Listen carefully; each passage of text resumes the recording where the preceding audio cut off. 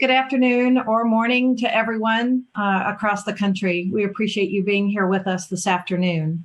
And for our first of a series of webinars, Eliminating the Adverse Impact of Alcohol and Drug Use on Children and Families. On behalf of the Office for Victims of Crime, our JBS International Training and Technical Assistance Team, and our partner, Ms. Winger, and the team at the National Association for Children of Addiction, thank you for being here with us today. Beginning in October of 2018, the Office for Victims of Crime funded projects across the country to identify early and serve children impacted by and experiencing victimization related to the opioid crisis and broader substance use. Since that time, OVC has awarded a total of 76 projects, including 9 in tribal communities and recently 1 U.S. territory in the last fiscal year project awards. The projects are incredibly diverse. Some are city and county based. Some are being implemented by legal aid service providers, while others are affiliated with direct service community-based providers across our country. Central to their collective work has been and continues to be a focus on building trauma-informed and responsive services to meet the needs of children, youth, and their families, and to promote education awareness with those who may encounter affected children so that they know how best to support them and also to connect them to services. In addition, the projects monitor local and other data to better understand the needs and gaps to inform a targeted strategy, both in the inception of their work as well as the ongoing efforts. Projects have also partnered in our building and enhancing existing multidisciplinary stakeholder partnerships to ensure that a coordinated effort and response is both acknowledged and needed, but also committed to by critical partners. And many of those critical partners, as you well know, from those of you who are working in the field, are child welfare, schools, law enforcement, first responders, public health, and so on. The work that has been and is underway is extraordinary.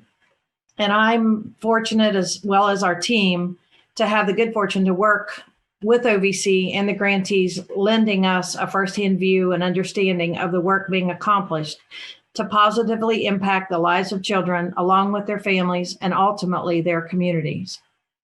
In our work as TTA providers and people who have worked in the field as clinicians and leaders and advocates, we collectively embrace our work and are committed wholeheartedly to promoting well-being for all children and families. We have witnessed firsthand the devastation that has impacted so many, and I believe that through this work, there's not only hope, but that real change has been, is, and will be achieved. With this said, our partnerships are incredibly important to us too. About a year and a half ago, I attended an event at Johns Hopkins and had the good fortune to meet Ms. Winger, CEO of the National Association for Children of Addiction. When meeting her, I felt immediately that I had known her for years as she reached out her hand to welcome me. We spoke only briefly, but I knew that day that she was someone that I needed to know better and to learn from. Now here we are a year and a half later and many conversations later. And when I say many conversations, I mean like many conversations. We've talked on weekends, at night, we text, but we've had a lot of really good, gentle, but also just incredibly poignant conversations. And the fruits of that is this webinar that you are about to experience today, and then 4 others that follow in the series. There are just no words of gratitude sufficient to thank Ms. Winger, her NACOA team, and the gifted colleagues and partners like Ms. Rameau, who's with us today, who have so willingly given of themselves, their time, and their expertise. And, on behalf of our team and OVC, we thank you. I hope you all have registered for each of the sessions, as each one will offer such incredible information. I would certainly encourage you, if you can't attend yourself, have someone attend, have someone join. Make sure you watch the recordings afterwards, because you just really don't want to miss this information that's being offered. Along the way, you will have ideas and offerings that can be implemented in your local areas and your local programs. And even more, you'll hear about the additional support, the training, and the TA that can be leveraged to support you in those efforts. Now I have the great honor of introducing you to Ms. Winger, CEO of NACOA for the past 25 years. She has authored and co-authored many publications across disciplines, is a professor, a trainer, a presidential award recipient, and works tirelessly as an advocate and leader prioritizing the lives of children impacted by addiction. It is with honor I turn the floor to you, Ms. Winger, and welcome you and offer the floor to you. So thank you, and I hope you all enjoy the webinar.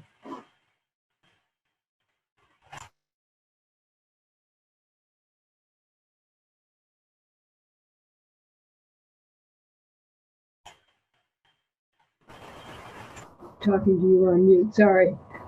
Thank you very much, Kim. It has been a joy working with you all these months.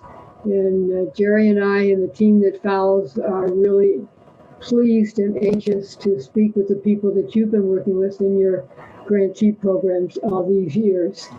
NACOA, the National Association for Children of Addiction, called NACOA, is the voice of children, voice for the children, and has been that for almost 40 years. During that time, we have learned a great deal. Our founders had already figured out what was wrong with children who were living in addictive family systems, and on their own had created some very helpful, gentle programs to help ameliorate some of the pain and suffering that children of alcoholics in those days were suffering. Jerry was one of those people. And over the years, the work that they started has really caused a lot of systems change thinking that we want to talk to you about in these webinars.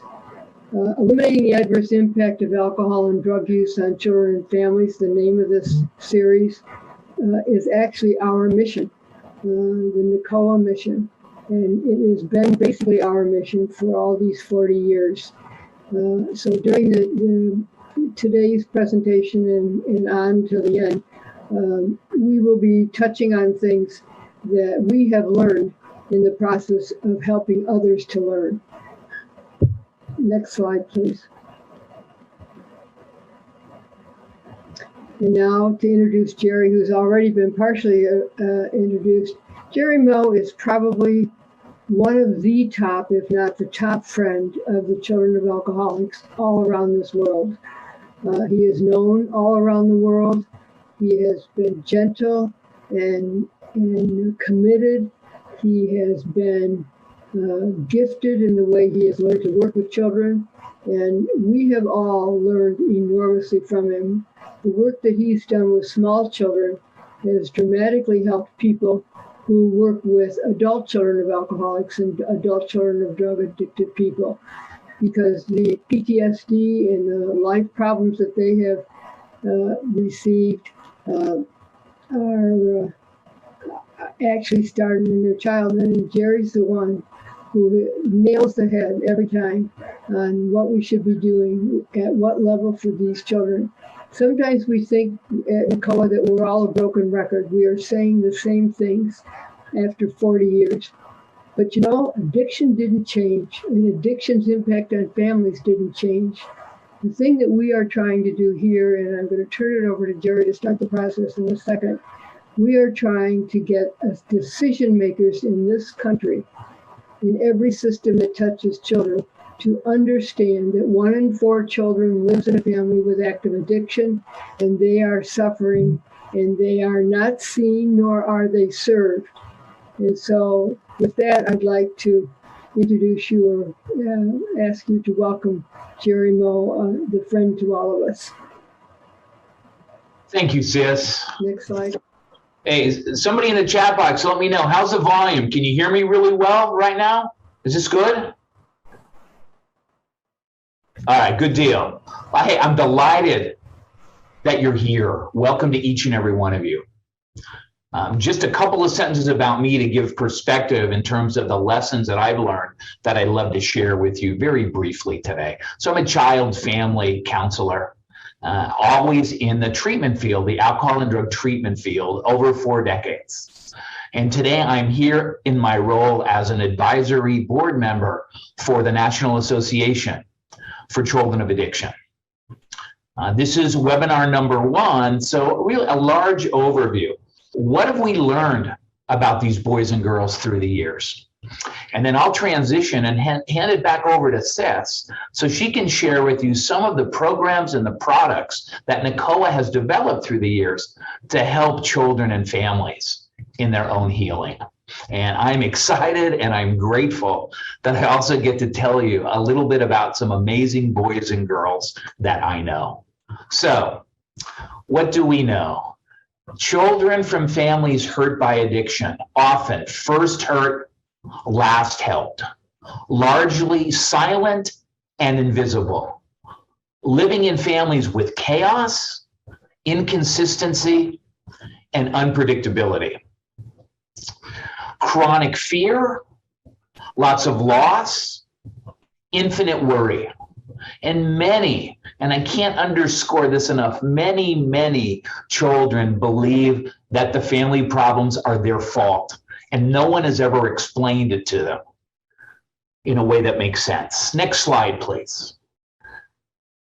So at the National Association for Children of Addiction, for years, we've been saying 1 out of every 4 boys and girls in America is growing up in a family that's been hurt by addiction, 1 in 4. And I just want to say in passing, I think the number is even larger. I believe it's larger these days. I think if you go back over the last half dozen years and look at the opioid, heroin, fentanyl epidemic, the numbers swell.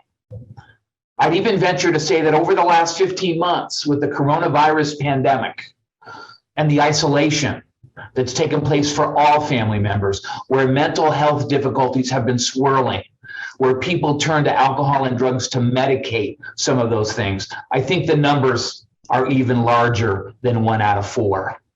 But what we can be really clear about is there is a multi-generational cycle that addiction gets passed from generation to generation to generation. Where does it stop? 3 brief points about this before we move on. Point number 1, it's not just the addiction that gets passed along multi-generationally. It's the trauma. It's the violence. It's having family members incarcerated. It's the child maltreatment. That also gets passed along. When we're talking about children, boys and girls, the age group that I work with, largely 7 to 12-year-olds, they're at risk for addiction. Is there a genetic basis?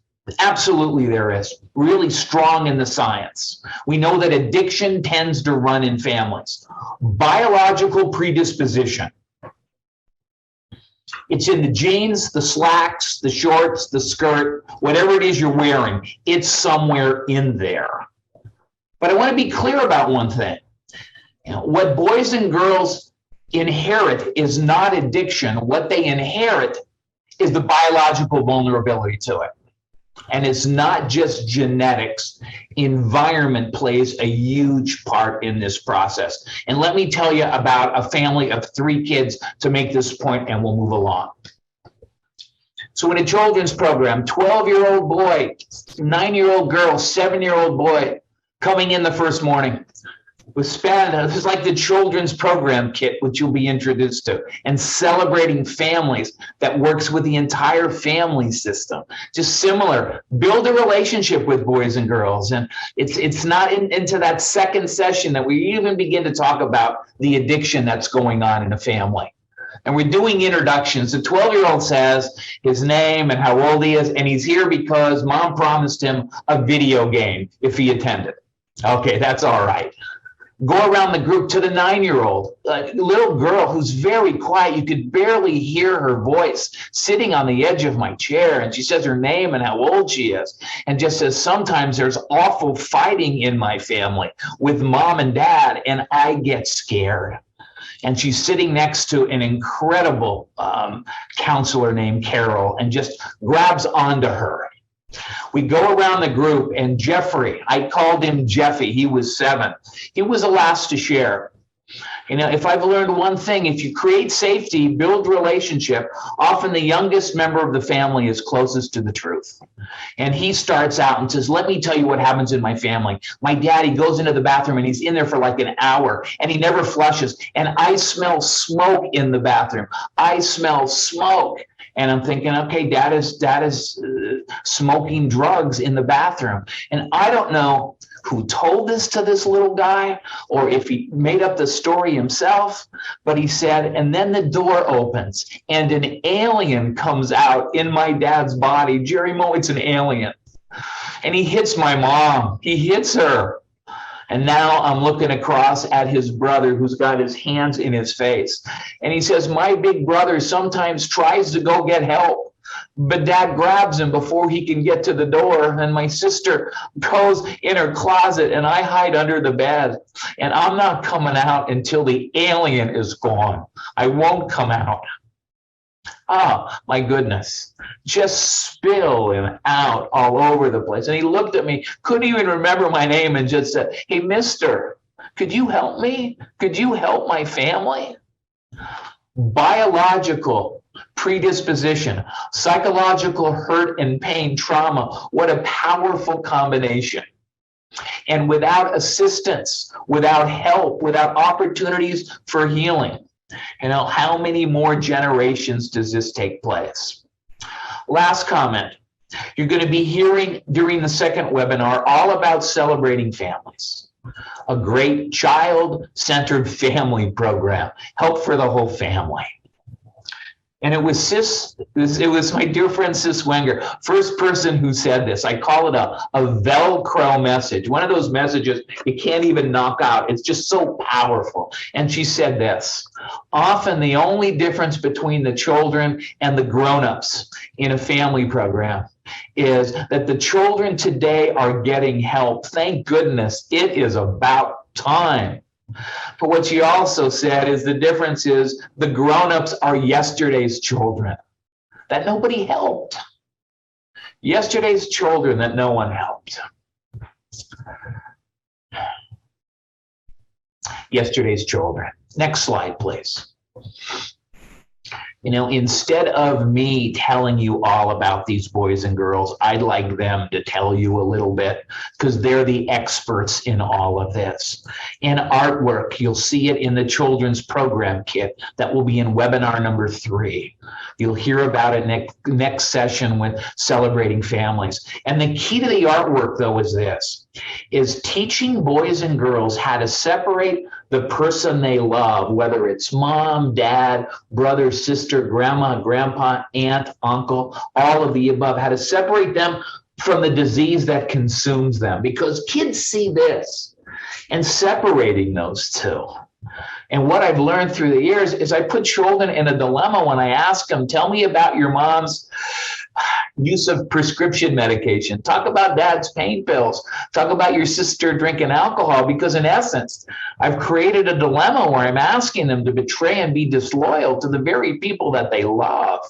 But if you switch it around and ask them to talk about the disease, the disease that wreaks havoc on the entire family and takes everybody hostage and just really consumes and envelops the people they love. A 12-year-old girl one time in a children's program said, you know what I learned today? Addiction turns the people we love into strangers. So take a look at this first picture done by a young boy.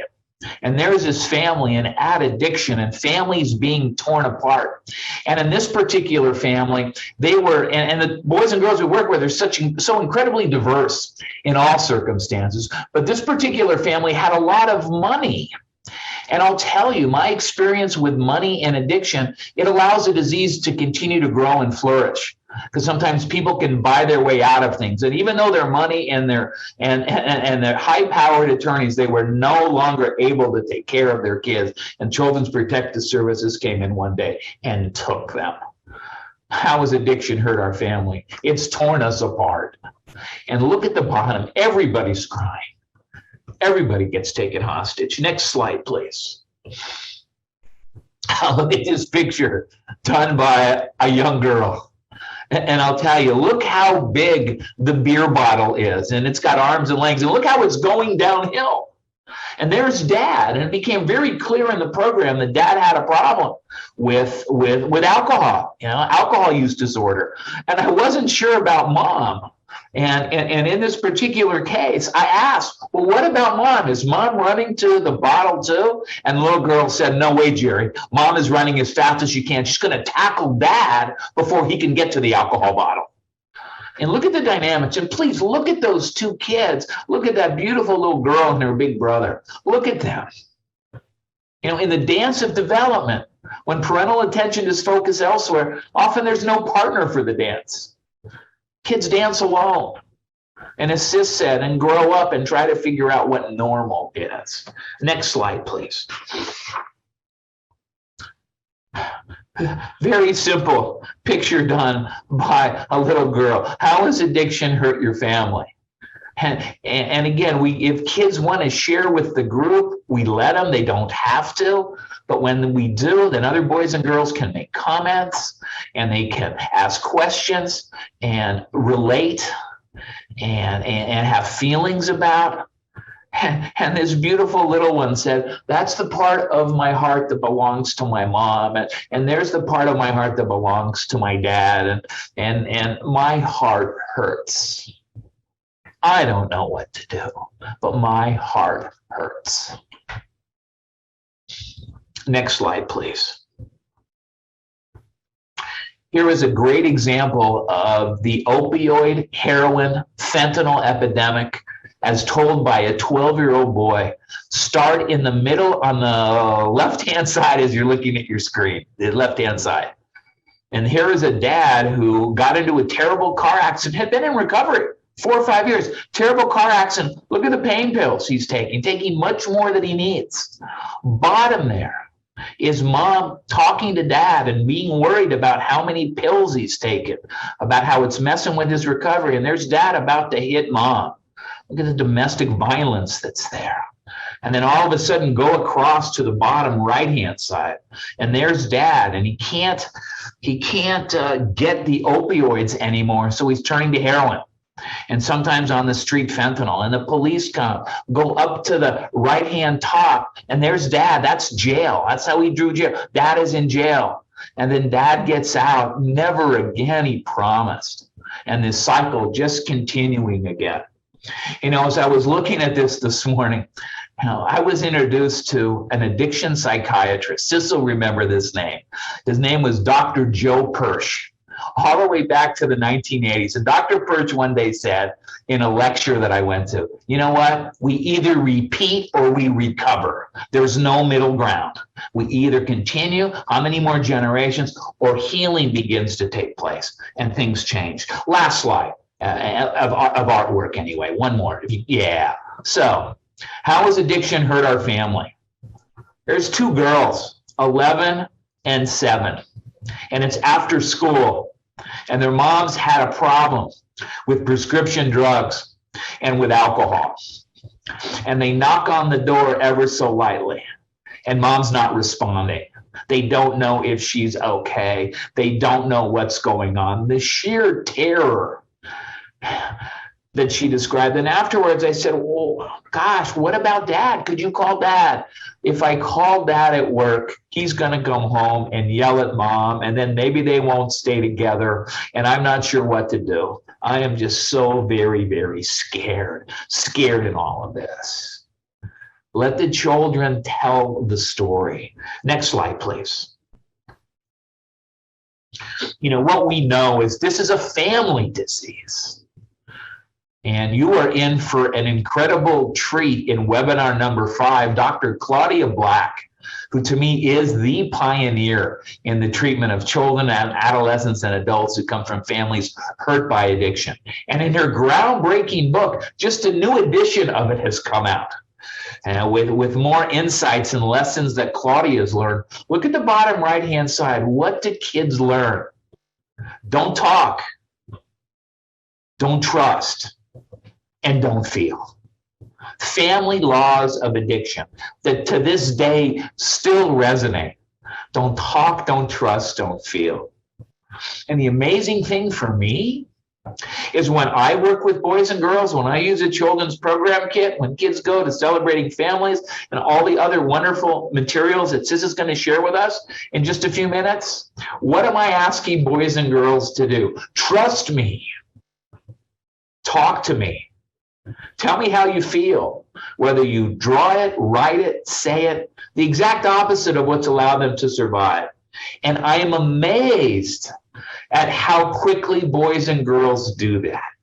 They'll break those family rules as long as you can provide safety and ongoing care, not just for them, but for the whole family. Next slide. Let's talk about solutions. Let me just, and I want to really talk about the NCOA approach. I call it the NCOA approach. 40 years in all of its products, in all of its programs. It's a strength-based process. It's building resilience. It's reducing the risks. And isn't it fascinating when you look at the scientific literature on boys and girls growing up in families hurt by addiction? What you'll see all the time is these boys and girls are referred to as kids at risk. Kids at risk. And yet by shifting the balance and creating protective factors, teaching boys and girls three critical things that we'll get to next: information, skill building, and bonding and attachment is upping their resilience. So children at risk can become children of promise. So important. And those three areas, let me just briefly touch on them. And I'll tell you in the next slide, please. And in the next 4 webinars, you'll be seeing this more and more. So information that is accurate and age appropriate, and education on addiction. When boys and girls experience trauma in their lives, my clinical experience, and especially the trauma around addiction and all the things that are related to the addiction, and no one explains it to them in an age-appropriate way, boys and girls make up a story for it all to make sense. And unfortunately, 3 things with that story. Number 1, it tends to be egocentric. So it's about me. It's about me. And then little kids developmentally are at the hub of the universe. Secondly, it's an erroneous story. It's off base. And thirdly, without some kind of intervention, I see those stories that kids tell themselves about trauma as little kids. I see them becoming life scripts for adults, adolescents and adults, that really inhibit and thwart all human growth and development and potential. I want to change that narrative. I want to help boys and girls to see that it's not their fault and they're not to blame.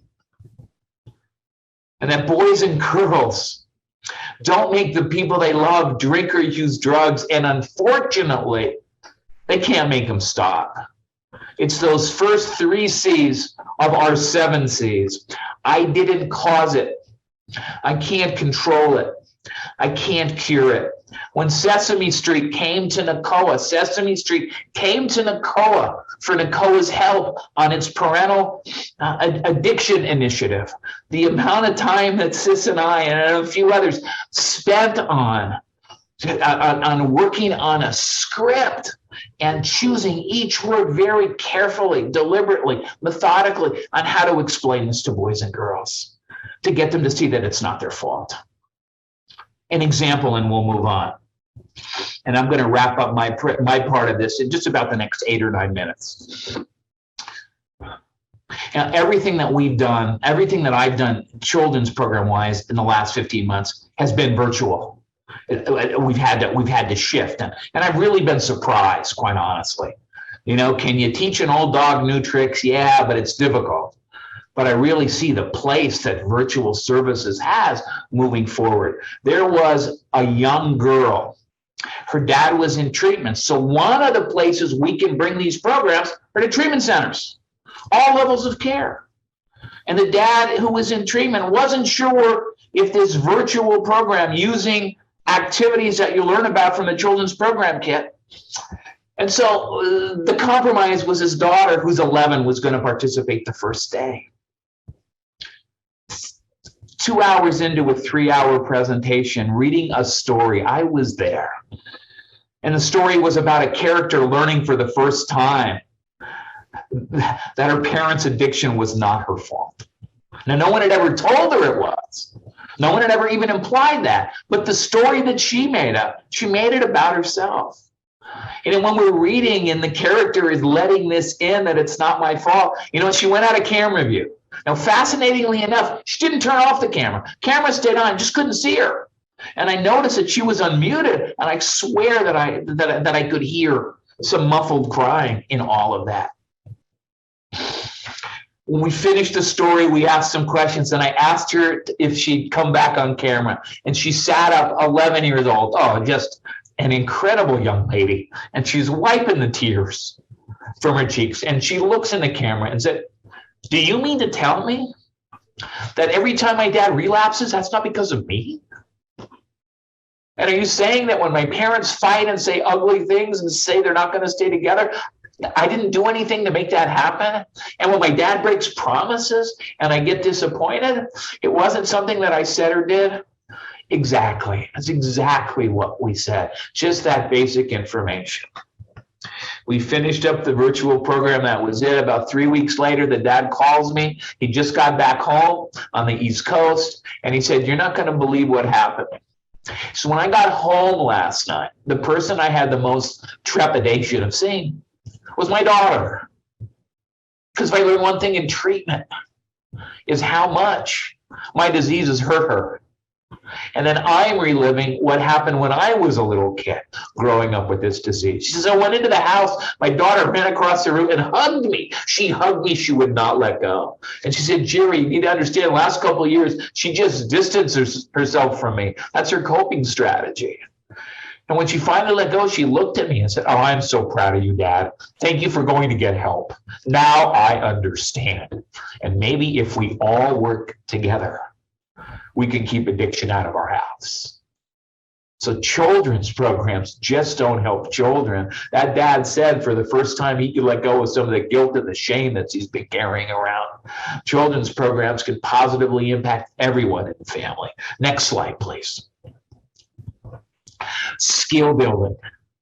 NACOA products, NACOA programs, skill building, healthy living skills, problem solving skills, communication skills, how to handle stress, how to make friends, coping strategies, self-care mechanisms, learning about safe people, and having the group, a children's program kit group, celebrating families, or Celebrando Familia in Spanish. Those groups can be a safe place for boys and girls to practice those skills and to deepen them and work with them. There's a children's program kit being used in an elementary school, another place. These programs can flourish as part of student assistance programs. A few years back, little girl there, 9 years old, her name was Becky. And through a couple of activities that you learn about in the children's program kit, many people can help me, and safe people and helping hands. She has a terrible tummy ache at lunch and goes to see the school nurse. She goes to see the nurse. And what she tells the nurse is, "I am so scared right now. My mom didn't come home last night, and I'm not sure where she is." Instead of holding all of that in, telling the school nurse, who called her aunt, her mom's sister, who was on the emergency form, and coming and getting her. It's the kind of skill building that we're talking about. And next slide, please. And bonding and attachment, the key to all of this. That sense of belonging. Please never forget that this is a disease of isolation, silence, secrecy, shame, and stigma. Not just for the person with the substance use disorder, but for the entire family, including kids. And isn't it ironic? 1 out of every 4 kids, and yet so many of them believe they're the only one. So being in a group with other kids just like them and bonding and belonging and growing and comparing notes. A huge part of this entire process that we're working on. That's the key. And the presence of at least one nurturing adult in their lives comes from all of the research that Dr. Emmy Werner, W-E-R-N-E-R, Dr. Emmy Werner created. Present around resilience, often called the grandmother of resilience. That sense of belonging, that kids don't care about how much you know until they know about how much you care. And having a place that's safe where you belong and it's okay to be yourself is incredibly powerful in this whole dynamic. Next slide.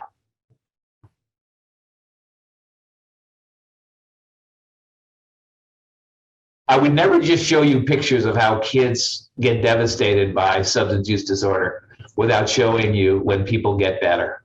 And so in these slides, kids are asked, how do we know we're getting better? And this beautiful little girl in the black dress, and you share with her sister, mom, and grandma, they all live together. How do we know we're getting better? Nice words. That in our families now, people are saying nice words. Even when dad isn't a part of the equation right now, they continue to go on and heal. Next slide, please. How I feel now, my emotion bag. Having ways to begin to communicate more about what's going on in my life and being in a group with other kids going through the same thing. It's an activity that we'll tell you about in webinar number 3 called the Bag of Rocks. Next slide, please. Another example. Here is a young boy, can't wake up mom early in the evening. What does he do? Who are my safe people? Hello, grandpa. Can you help me, please? Giving skills and tools that work. Next slide, please. Before TNR, and in children's programs speak, TNR stands for treatment and recovery. So before TNR, look at the little girl. It's all my fault. That's her thought bubble. And look at after TNR, when families all participate. Mom, dad, daddy, me, and how things can shift in all of this. And then the last piece of artwork. My dad is in recovery, me too. In October of 2015, at the National Mall in Washington, D.C., there was a rally, Unite to Face Addiction, Rally for Recovery. And it was a result of COA creating these placards that were distributed, and the number of people that were there that day celebrating family recovery, whole families being given an opportunity to heal and to share. Next slide. So I want you to remember, one of the first words I said, yes, addiction tends to run in families, but recovery runs in families too. With products and programs, we can turn that corner and give people help, hope, and healing. And that's truly what this is all about. And so my final slide. And just a note of caution. And we'll move on, and I'll hand the baton to Sis. And one of our thought leaders at NACOA, Dr. Tion Dayton, will be talking a lot about this. I believe it's in webinar number 4. But I want you to know, while this work is exhilarating, it's also emotionally exhausting. And it's so important for people who do this as volunteers, as professionals, as teams, to have plenty of opportunities for self-care. I look at it this way. Children come to a program or to one of your sessions, and it's, I hold up this cup, please drink from my cup. Understanding, love, information, some skill building, bonding and attachment. Please drink from my cup. Some kids will take it, they'll drink the whole thing and say, more, please. I want some more, please. And the idea is, when we're not working with boys and girls and their families in a trauma-informed way, need to have ways to fill this cup back up.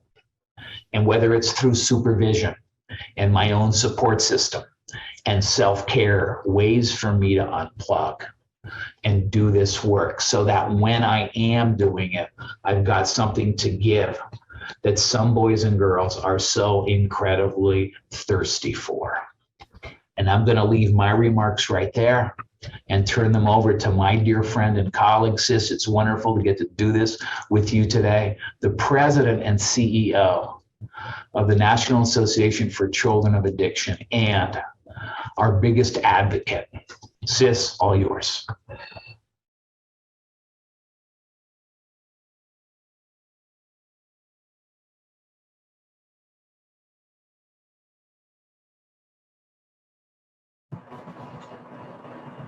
Thank you, Jerry. I will repeat what I just said. Excuse me with my mute on. So much good has come out of the stories that you tell. You tell about one child, you can often teach 10 lessons with it. Every one of the lessons that you did in this presentation reminds me of all the adult decision makers in this country who impact all of those children, whether they're impacting them in the child welfare system, whether they're impacting them in the school, in the divorce court, in the juvenile justice court. The people are making decisions about the children that Jerry has just described. And every one of them are being missed in most cases until we have established intervening kind of projects. And what I want to talk to you today about is sort of the way that COA has thought for these nearly 40 years. Next slide, please. Most of you have learned a lot about the Adverse Childhood Experiences Study. We had the privilege of bringing the CDC leader of that to Washington to introduce people who are working in organizations like SAMHSA to learn about this study and to rethink how we approach prevention. When you think about those children that Jerry's talking about, we're talking about adverse childhood experiences. And the thing that I worry about, that lots of people are worried about, is not only the immediate need to help the child understand so that they will stop suffering and be safer, but the disrupted neural development has lasting effects. And so when we impact with chronic emotional stress the neurological development of small children, we understand how we got to PTSD in the middle life, how we got to troubled adolescence, how we got to more suicides with one population, the population of who grew up in these families. So what we're trying to do at COA, and in many other organizations as well, is to continually point to it has to happen by others. It doesn't come from inside the child. So what's going on with the children is that the next slide, please. What's going on with the children are the emotional stress and the emotional perspectives that they have when they are in that triangle marching up the ACEs. So what are they thinking and what is stressing them? Well, Jerry's touched on a lot of it. The ones that they can't see that anybody cares. That something's wrong with their parents and they worry about them. Sometimes they worry that their parents are going to die. They don't worry about their drinking. They worry about losing them. And then they are scared. They're upset. All of these things create added adverse childhood experiences. For many of these children, the chronic emotional stress starts when they're born and continues through their entire childhood in the families that never get help or that never break up and start over again. So they're going through all of this, and each day that they're building on the impact of the adverse childhood experiences that they're going through. And so the longer it happens, the more repair work that will be needed for them. At the same time, the longer it happens, the more it will impact other people who are close to them.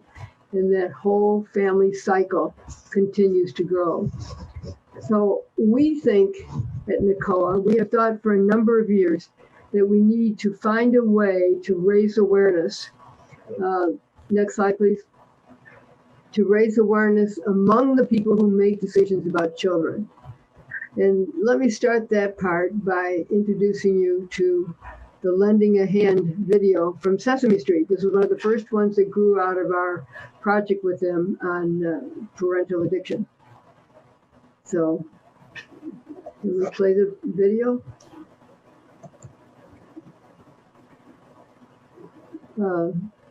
Thank you. Catch me, try to catch me.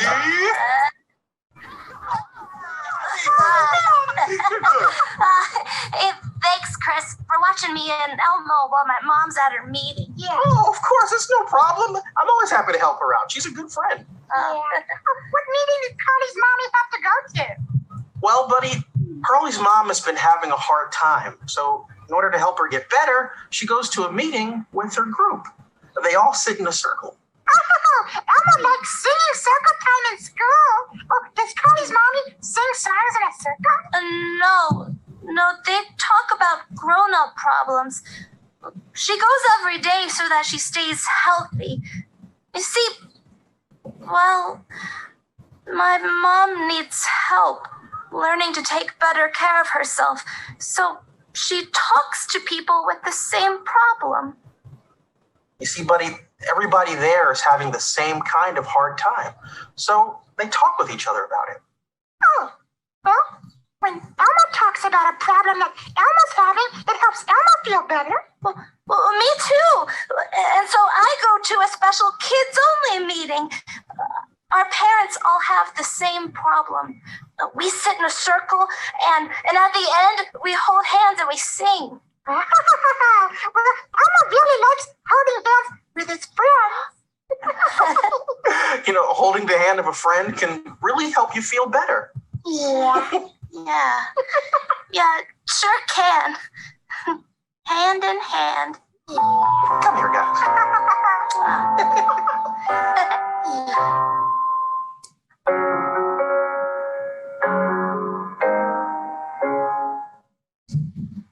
Well, what NCOA is trying to do and encouraging Sesame Street and others to do is to get people to talk. Now, this little girl her name is Carly. She shows up on a number of other videos and a resource that is very rich, and many of your grantee programs would be able to use them well in the work that they're doing.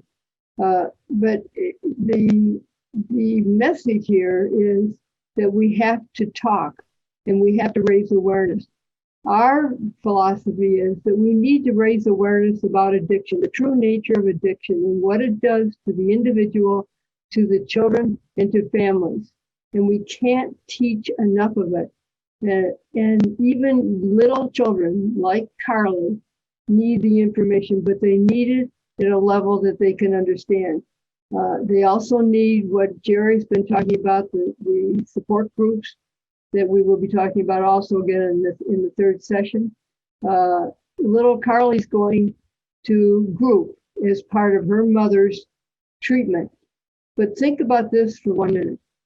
Only 5% of the children in this country have an opportunity to get that kind of help at that point in their lives with the right kind of information. So I understand you're having trouble hearing me. I'll come up a little closer to the screen. Sorry. So may I have the next slide, please? Next slide. Thank you. So why are we focusing so much on the children when all of the political decisions and all of the funding that's coming out because of the opioid epidemic and other addiction issues, nothing seems to be coming out for children? Well, there are so many of them, 1 in 4 suffering in silence. Grandparents are now raising grandchildren. That Jerry mentioned that. He mentioned the trauma and the abuse and the neglect.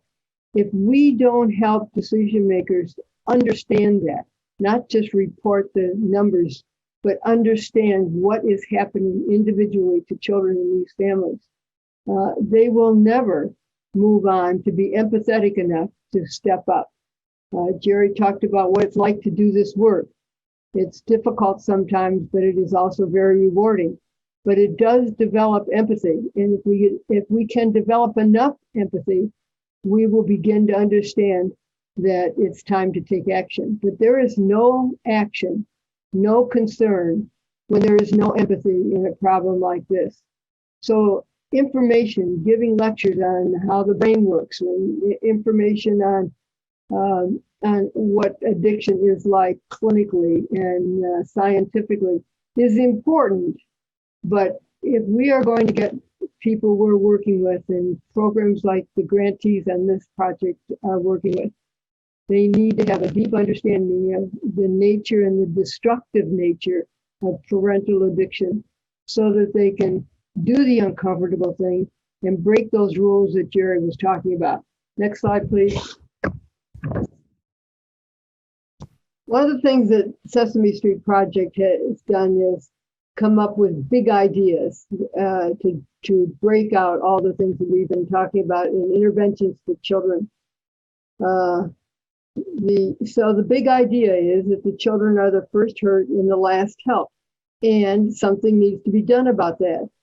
So something that needs to be done is early intervention, prevention programs, like we're going to be talking about more in this work. Early intervention also dramatically promotes resilience that Jerry's already introduced to you. No question about it that the resilience is promoted with the younger and younger intervention. Next slide, please. The next big idea is that recovery happens in relationships.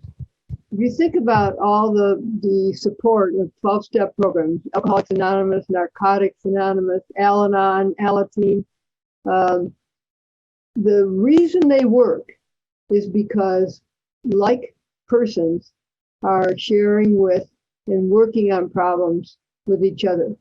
So they don't go off alone. They go out of treatment and go off into a quiet place and have no relationships. That's no way to have genuine long-term recovery. Happy life happens in relationships. Recovery, which is very challenging for every member of the family, still happens in relationships. And what is the original relationship for all of us? It's family. So we need to understand, however, that it varies. What is needed varies age to age. What Jerry has described to you for younger children is absolutely a powerful way to help them to feel okay, no matter what happens to their family. Next slide, please. For adolescents, they need to have more teenage kind of connection. Alateen is terrific for them. Even though addiction tends to run in the family, they need to learn that the children need to recover and they deserve to recover. And that seems to be lost even on much of the recovering community. That in our tremendous work in the recovery movement that's been going on now for several years, headed up by Faces and Voices of Recovery, that entire movement recognizes that the children need help, but it has not found a way to make it inclusive. And for you who are working in community projects, that might be something to add on with what you are trying to do, to add on the idea that help educational support for these children can change the whole family system and therefore ultimately change the community. Next slide, please.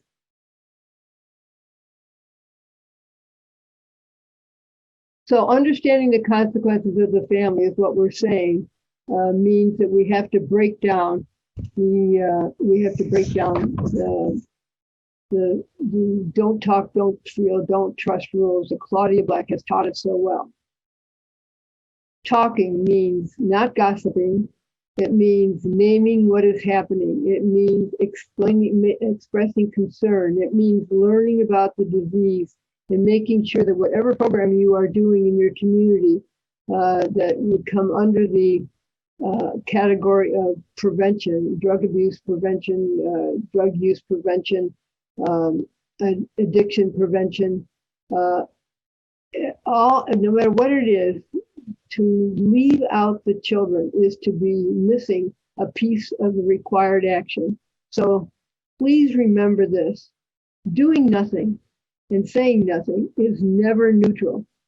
Doing nothing, saying nothing means that the colleague that you have at your church that you recognize as getting intoxicated frequently and is having problems, and you don't say anything because you want to be nice. We make it nice for alcoholics and drug addicted people. We make it nice for them until their death. Intervention is a gift. Intervention is love. Intervention is help. But saying nothing and just being polite and covering has never helped a single person with an alcohol or drug problem. So we need to remember that too. We need to talk about it. We need to talk about how pervasive it is. We need to talk about how difficult it is for the children not to be able to trust adults. Talking breaks the silence. So when the silence is broken, and broken with feeling, with caring, with generosity, the children and families will have a much better chance. Next slide, please.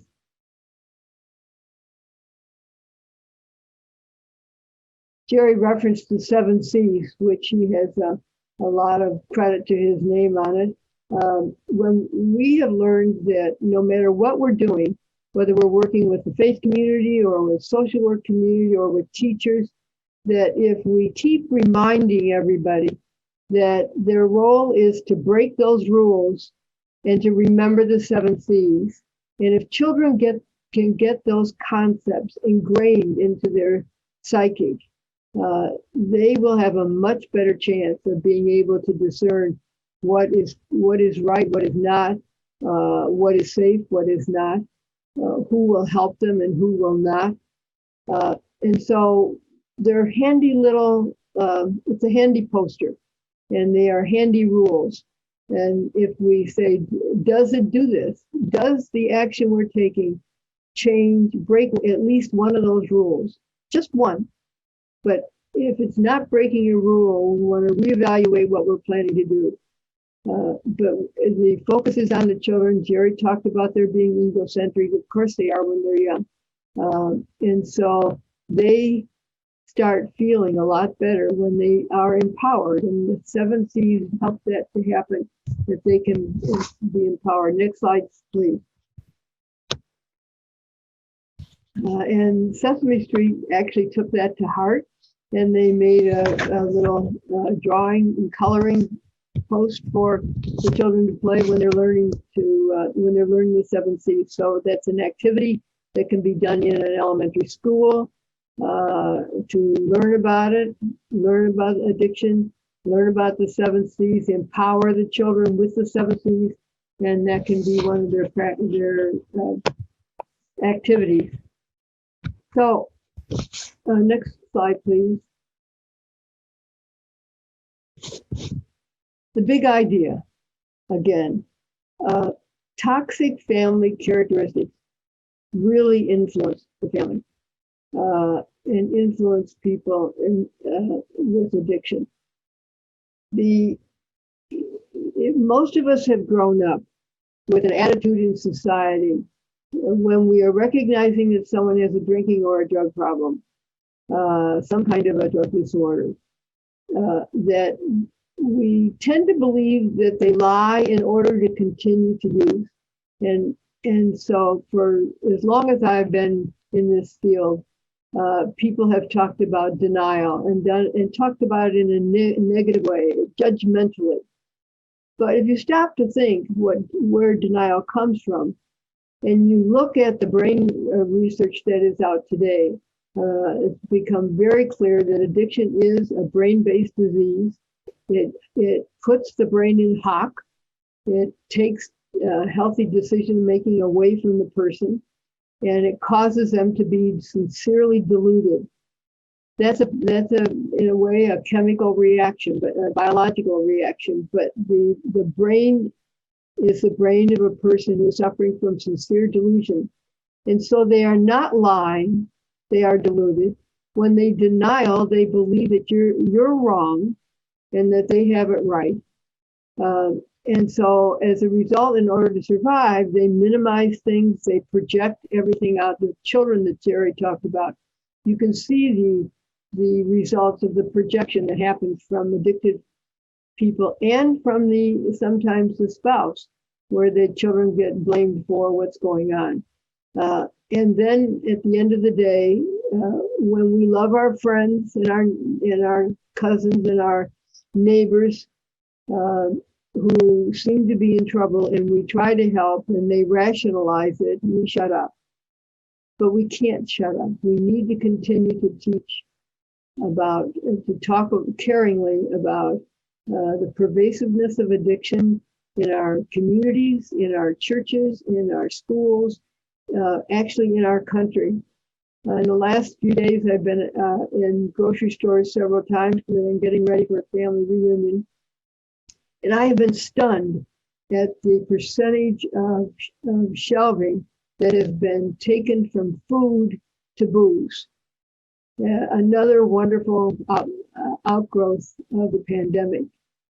And I look at all that booze and say, that is not just for the 4th of July party. That is for drinking at home and causing more damage to children.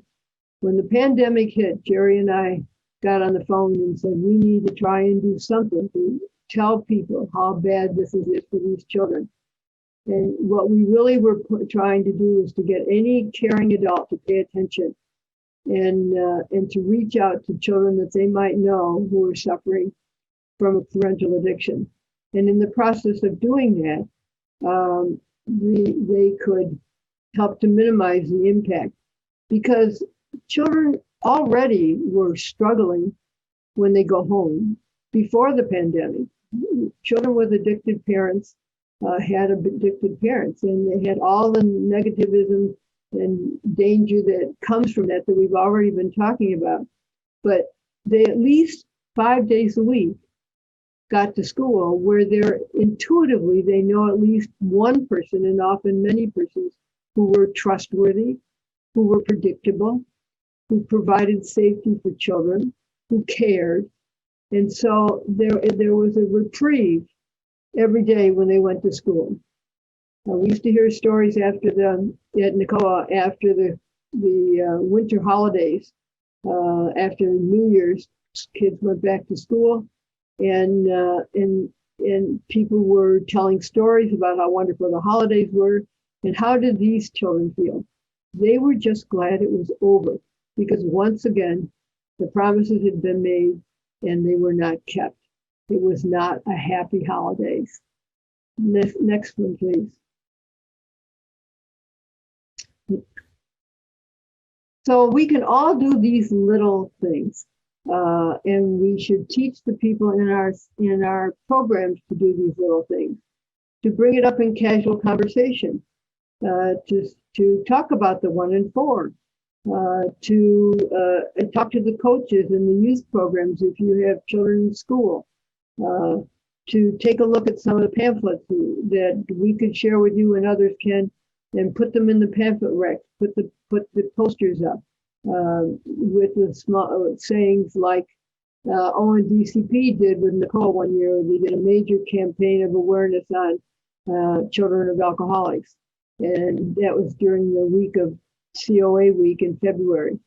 And one of the posters said, so you're afraid to bring people home from school, because you don't know what you're going to see. Find someone you trust and talk to them. The whole message was, it's not your fault, and there are safe people you can talk to. But that was probably the first time that thousands of people across this country saw a sign like that. Because when you're working with ONDCP, you get thousands out, which was wonderful. But we really need to do that kind of thing consistently. And why? Because doing nothing and saying nothing is never neutral. And as Jerry mentioned to you, one caring and trusted adult can change the trajectory of a child's life. So next slide, please. So our point has been for at least 30 of those 40 years that we needed to have accurate information with practical recommendations to help. And so in our early years, we did position statements. This is a position statement about the children in foster care. The vast majority of children in foster care in this country are there because of addiction in the family from whence they came. We published this book, and we still have many of them that people would like. The leading voices for children of addicted parents, all donated one of their favorite pieces. And we published 2 volumes, actually, of children of alcoholics selected readings, making it possible for a few more people to understand. And we did fact sheets to make it possible for people who are making decisions to not only get practical information, but also to know the scientific base. All of that was cited. Next page, please. Next, please. We began to at that time, began to do educational programs with partners. We partnered with Marvel Comics and produced these posters that were sent in a package to every elementary school in the country. And this was in the 80s. And what we were telling everybody was that some moms and dads drink too much and it hurts. I think you heard that from Jerry over and over again. And it said to all of them, if you want to learn more, ask someone you trust. The disease of addiction has different drugs and different behaviors sometimes related to those drugs, but the disease is the same disease. Parental addiction is the same as it was 40 years ago, as it was 100 years ago. 40 years ago, we began to talk about it. We are still talking. And we are still not getting enough adults wanting to put these kinds of posters up in their offices, in their classrooms, in their communities, organizations. So but we're still thinking this way. I'm going to ask you to change the next slide, please. Next slide, thank you. And then that seemed to be so effective at the time. We partnered with the National Committee for the Prevention of Child Abuse and produced a separate special Spider-Man comic book. Thousands and thousands of them went out to the schools across the country. And in it, Spider-Man introduced the tragedy of verbal abuse on children. Next, please. When we worked with ONGCP, this was the other poster that we had. And you think it's your fault. You have parents who drink too much, you think it's your fault? Think again, it's not. And someone you trust, you should talk to about it. Those posters, again, went across the country. So, but messages don't last forever. They need to be frequent. So we spend every year on Children of Alcoholics and Children of Addiction Week trying to repeat these kinds of things to keep on reminding people. It's part of the talking about the issue, to state the problem, the implied pain and loss that children's feeling, and then give them a solution. Talk to someone you trust. Some of these children don't know that there are adults you can trust. So a poster like this can help them to learn that. Next, please.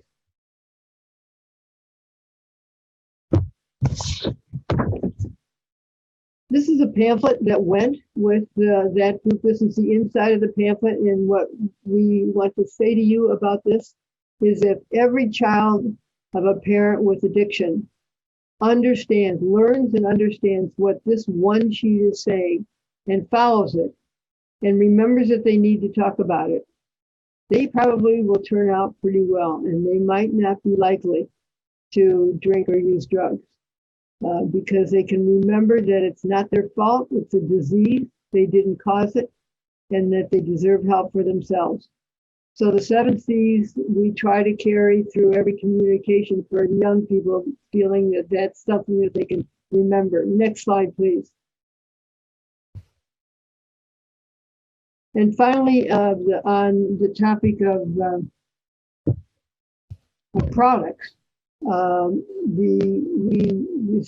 Spider-Man, the hero posters were in that folder, Children of Alcoholics, Meeting the Needs of Young COAs in the School Setting. You're going to hear more about that kind of thing through student assistance with Ellen Morehouse on the 4th session. Be sure to tune in with her. Next slide.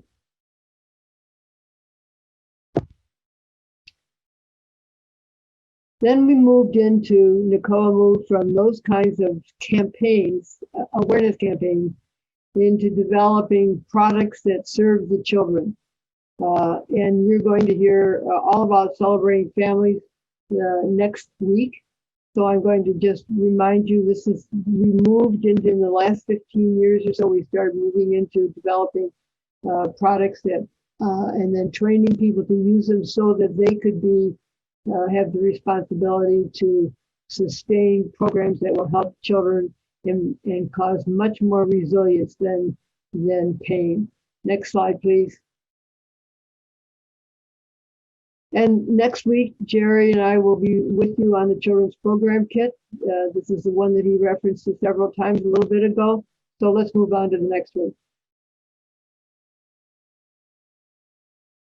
Nicole, about 15 years ago, went through a soul searching of how we operate and what we can do to make a difference.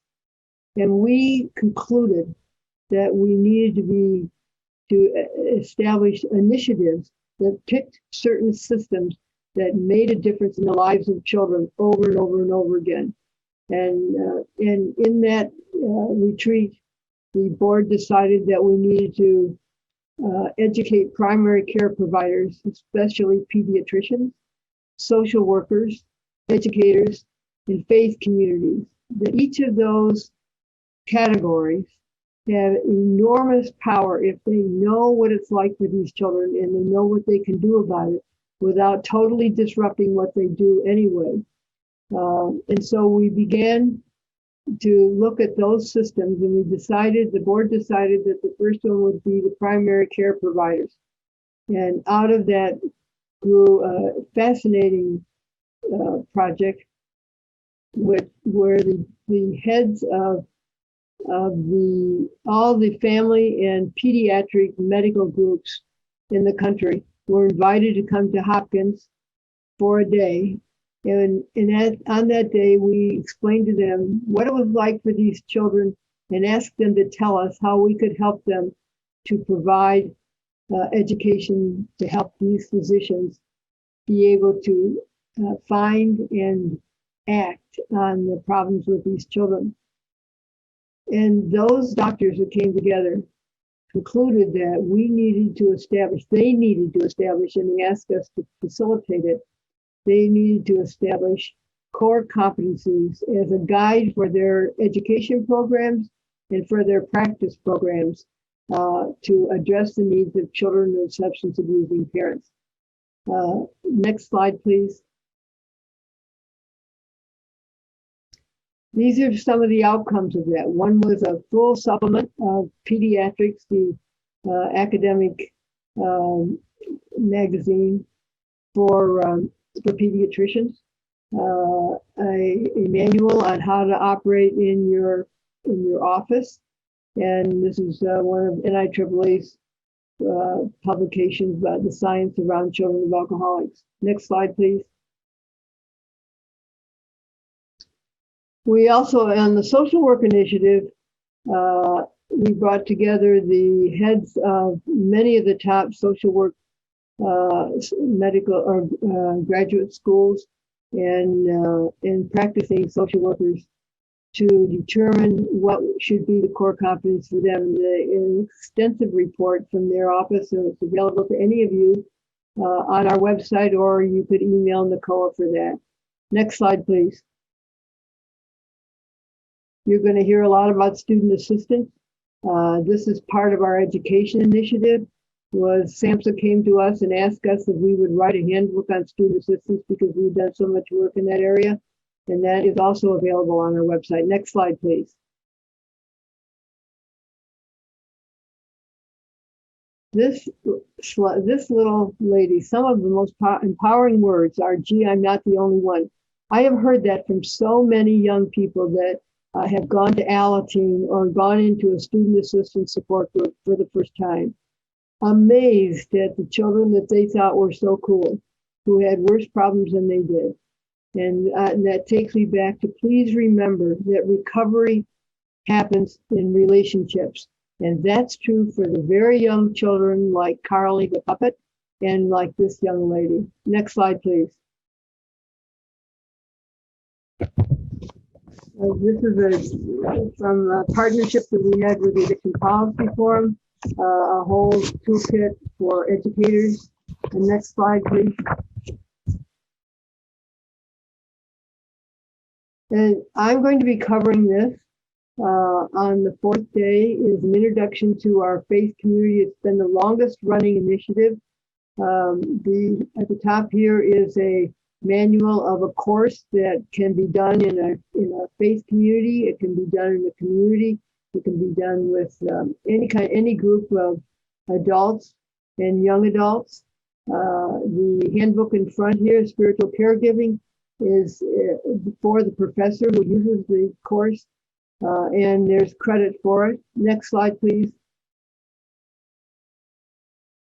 This is from the seminary part of our curriculum and the core competency developments. We brought leaders from all the major faith communities and seminaries together for 2 days. They developed the core competencies for clergy and other pastoral ministers. And now, 12 years later, we are still developing programs for that. Next slide, please. Next slide, please. Next slide, please. Keep going, please. These are all from some of the pictures from the faith community.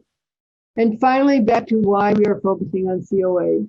We ask you all to look at your programs that you're doing right now, some of the wonderful ones I have read about in the grantee programs, and ask yourselves, are you forgetting the children?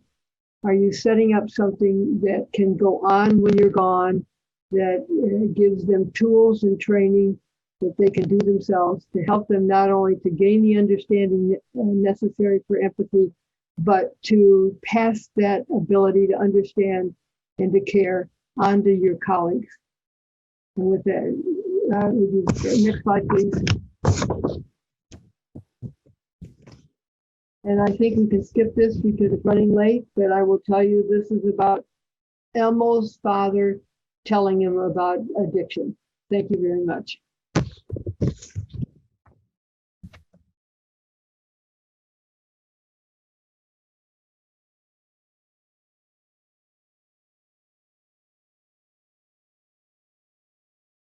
Are there questions? Ms. Swinger, yes, we did receive a couple questions and comments via the chat. So I'm going to read the first one. How can a child or teenager who has one parent in recovery be helped when the other parent is not? I've experienced this situation twice, and in both instances, the teenagers were self-harming and were encouraged to see me by my parent in recovery. Jerry, I'm going to let you have that one. Okay, sis, I'll be glad to. So, Peter, excellent question that often happens, and that is when one parent is in recovery and the other is not. You know, there is an incredible there's an incredible book written by Dr. Stephanie Brown. It's called The Alcoholic Family in Recovery, where it's an actual research study done about what happens in the family over the course of years with recovery. They address this topic about one parent in recovery, the other not. But what Dr. Brown also talks about is the trauma of early recovery. It's not going back to an old life, it's starting a brand new life. And so I would concur in that. I think it's real important for the child or the adolescent to be able to see someone individually. And not just around the addiction, but I think just the conflict between those two parents, and often, children and adolescents being stuck in the middle of all of that. So, and especially if self-harm is coming up, I would want that child to, or that adolescent to be assessed and evaluated for ongoing care, but seen individually by a skilled clinician would be my first option in terms of how to proceed moving forward. Secondary one, and it's really secondary, Peter, would be for that young person maybe to attend some Alateen meetings, and these days Alateen meetings online or Alateen chat online. Being with other kids whose parents are dealing with a substance use disorder, some in recovery, some not, that also might be able to provide a really wonderful support system. But that would be secondary. Thank you, Jerry. The next one is sharing. As an adult child of addiction, I used to think I stopped the generational cycle. But the truth is, PTSD of a parent impacts parenting. We all need healing and support, even those of us who escaped addiction and became resilient. Yes, I think the answer is that person needs to get help for herself or himself for any of the PTSD that has come along from generation to generation. We all need to heal. The 1-year-old who's lived in a chaotic family, and the 54-year-old and the 34-year-old, and especially if doing this work triggers for you, it's especially important to get help. Sometimes it's going to adult children of alcoholics, Al-Anon, that can help. But oftentimes you would probably want some specialized training. And remember that when you have a new child, the child needs a lot that you never got. So it's important that you recognize what that is and help you to nurture your child better. Jerry? Yeah, let me weigh into number one, excellent point. I couldn't agree with you more.